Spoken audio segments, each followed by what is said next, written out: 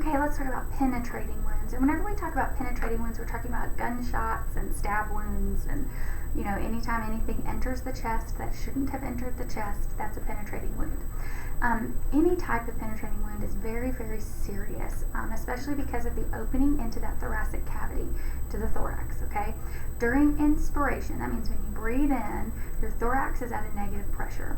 A wound creates a continuous and direct opening, and that is called a pneumothorax, okay? If it's large, you're going to hear a really sucking kind of sound, and it's like a sucking sound, okay? That happens because the air is abnormally entering that thorax. It shouldn't be entering there at all. And what that air is going to do is create this pressure inside of the chest cavity that puts pressure on the lungs and eventually causes atelectasis or lung collapse.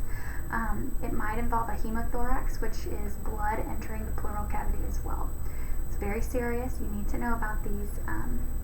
To treat it, you always want to maintain the airway first, okay? So maintain the airway first, and then we want to try to remove the air or the blood, whatever is collecting in there. The best way to do that, if we're in a medical facility, is with a chest tube. And so what we want to do is put pressure or close the area, tight pressure over the injury site in the emergency situation, get them to the hospital, have them insert a chest tube, and then that air or blood or fluid or whatever is leaking into that chest cavity can empty out into the chest tube case.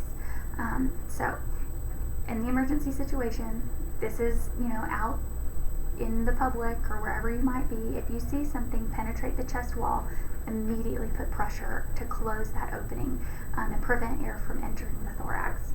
We also want to oxygenate the patient just to increase their oxygenation while they're having the damage in the pneumothorax.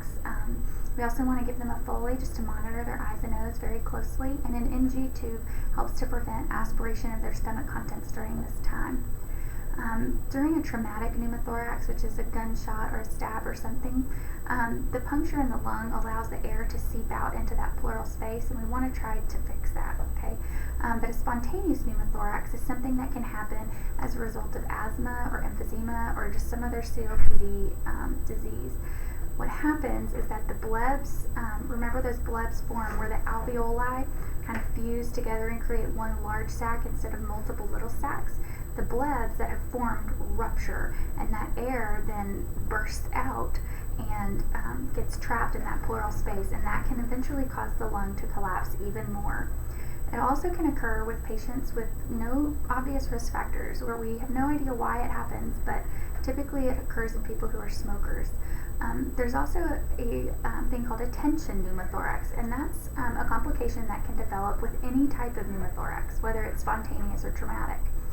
The air continues to grow in that trapped space, and it just pushes the lung aside. And eventually, in this tension pneumothorax, whatever is forming in there, whether it's the blood from a stab or the blood's bursting, that air forms and grows and pushes the lung to the side. And eventually, it's going to cause a mediastinal shift. Now, the way that the lungs normally sit is one on either side of the sternum, right? Well, in a tension pneumothorax, a mediastinal shift occurs where all of the organs and the lungs and everything pushes over to the other side. And so the organs just kind of move over and take each other's places. A tension pneumothorax can cause respiratory insufficiency, cardiovascular collapse, and it can eventually kill the patient as well. So it's very important that we are monitoring pneumothoraxes very closely and have those chest tubes in place to release that air, because once that mediastinal shift occurs, we can eventually see our patients decline very rapidly and potentially die as a result. So here's pictures. Here's a small pneumothorax, a large one. See how the lung tissue in the white is very compressed. And then here's the treatment of a large pneumothorax with a chest tube. And be sure you watch this video too. If you go into your PowerPoints, you can click on the link and watch it. We'll come back and talk about chest tubes here in just a minute.